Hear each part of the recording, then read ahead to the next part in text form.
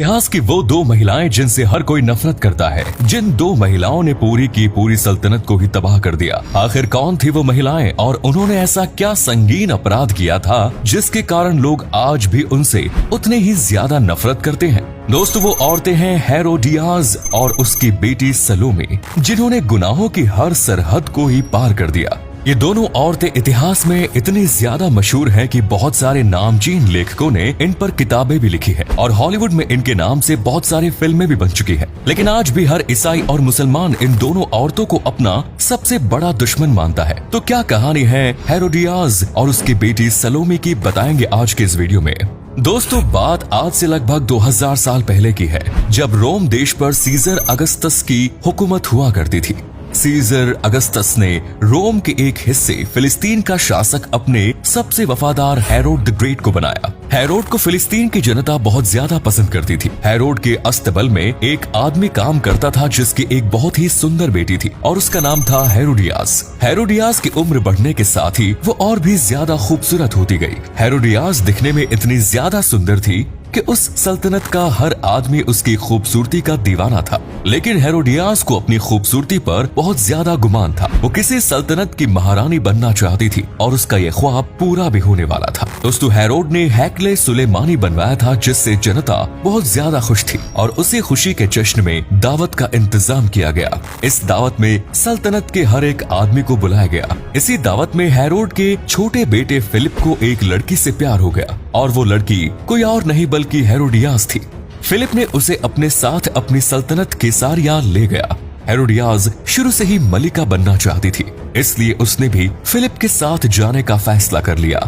हालांकि ये फिलिप की पहली बेगम नहीं थी, बल्कि ये अपनी पत्नियों में सबसे ज्यादा प्यार हेरोडियास से ही करता था। फिलिप की बहुत सारी पत्नियों से वो अपनी सल्तनत के लिए वारिस नहीं पा सका था और अब उसकी सारी उम्मीदें केवल हेरोडियास से ही थी। लेकिन वो भी उसे उसकी सल्तनत के लिए वारिस नहीं दे सकी। कुछ समय बाद हेरोडियास को एक बेटी पैदा हुई जिसका नाम सलोमी रखा गया। फिलिप की सल्तनत को एक वारिस की जरूरत थी और हेरोडियास उसकी इच्छा पूरी नहीं कर सकी, जिसके कारण अब महल में उसकी तवज्जो कम होने लगी। फिलिप अब उसे पहले की तरह प्यार नहीं करता था। अपनी अहमियत कम होता देख हेरोडियास भी फिलिप से दूर होना चाहती थी और उसे किसी शक्तिशाली शहंशाह की तलाश थी। कुछ समय के बाद फिलिप के पिता और फिलिस्तीन के शहंशाह हेरोड द ग्रेट की मौत हो गई। अब उनकी सल्तनत का बंटवारा उनके बेटों के बीच हो गया। फिलिप को छोटा होने के कारण सल्तनत का सबसे कम हिस्सा दिया गया और उसके बड़े भाई हेरोड सेकंड, जिसे एंटिपास के नाम से जाना जाता है, उसे सल्तनत का सबसे बड़ा हिस्सा दिया गया। हेरोड फिलिप से दूर होना चाहती थी और इसके लिए उसने फिलिप के बड़े भाई एंटिपास को अपना दीवाना बनाया। हेरोडियास इतनी खूबसूरत थी कि कोई भी आदमी उसकी अदाओं से बच नहीं सकता था। एंटिपास भी हेरोडियास का दीवाना बन गया। एंटिपास हेरोडियास को किसी भी कीमत पर हासिल करना चाहता था। कुछ दिनों के बाद फिलिप का जन्मदिन आया और फिलिप ने अपने जन्मदिन के अवसर पर दावत का इंतजाम किया और सभी शहंशाहों के साथ अपने सभी भाइयों को भी दावत का न्योता भेजा।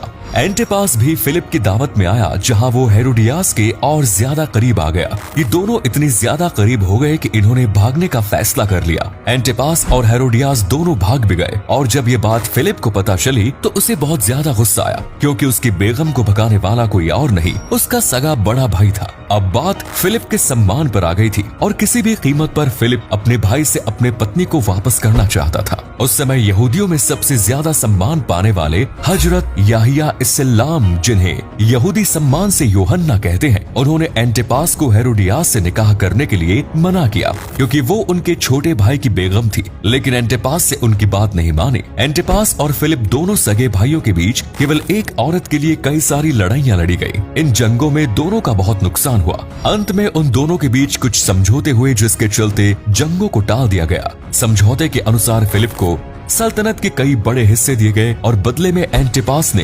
हेरोडियास को अपने साथ ही रखा।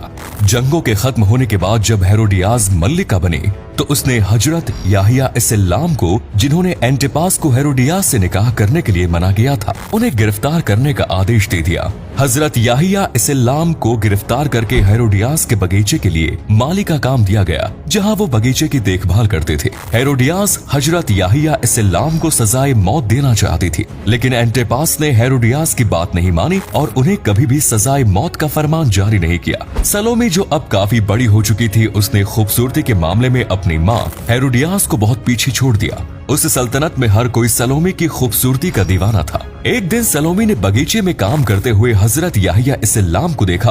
उन्हें देखते ही सलोमी उनकी दीवानी हो गई और उन्हें अपना दिल दे बैठी। लेकिन हजरत याहिया इस्लाम के लिए किसी अजनबी महिला को देखना भी गुनाह की श्रेणी में आता था। सलोमी ने उन्हें अपने महल में आने का न्योता भेजा, लेकिन उन्होंने सलोमी के न्योते को ठुकरा दिया। इस बात से सलोमी आग बबूला हो गई, क्योंकि आज तक उसने बड़े बड़े राजकुमारों को मना किया था और आज पहली बार वो भी किसी फकीर ने उसके न्योते को मना कर दिया। सलोमी जो हजरत याहिया इस्लाम को अपना दिल दे बैठी थी, अब किसी भी कीमत पर उनका सर अपने कदमों पर करना चाहती थी।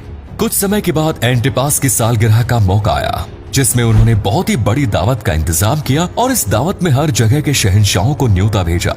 सलोमी ने इस महफिल में अपने नृत्य का प्रदर्शन किया और उसकी खूबसूरती देखकर सभी शहंशाहों की आंखें फटी की फटी रह गई। हालांकि इस नृत्य में सलोमी ने मर्यादाओं की सारे हदें पार कर दी, लेकिन वो किसी भी कीमत पर शहंशाह को खुश करना चाहती थी ताकि उनसे अपनी बात मनवा सके। अंत में एंटिपास ने खुश होकर सलोमी को मुंह मांगा इनाम मांगने की घोषणा की। सलोमी इसी मौके का इंतजार कर रही थी। उसने हजरत याहिया इस्लाम का सर कलम किए जाने का इनाम मांगा। एंटिपास अपने वायदे के मुताबिक मजबूर था और उसे हजरत याहिया इस्लाम को सजाए मौत का हुक्म ना चाहते हुए भी देना पड़ा। हजरत याहिया इस्लाम का सर कलम कर दिया गया। दोनों माँ बेटे की इच्छा पूरी हो चुकी थी और वो दोनों बहुत ज्यादा खुश थी, लेकिन अपनी हवस और खूबसूरती के चक्कर में उन्होंने कभी भी सही और गलत की तरफ देखा भी नहीं। लेकिन कहते हैं ना, जैसी करनी वैसी भरनी, और खुदा भी उन दोनों के गुनाहों को देख रहा था और उनका हश्र भी अब बहुत बुरा होने वाला था। कुछ समय के बाद किसी बात को लेकर रोम के राजा एंटिपास से नाराज हो जाते हैं, जिसके कारण वो एंटिपास के भतीजे को एंटिपास को हराकर उसे बंदी बनाकर अपने सामने हाजिर करने का हुक्म देते हैं।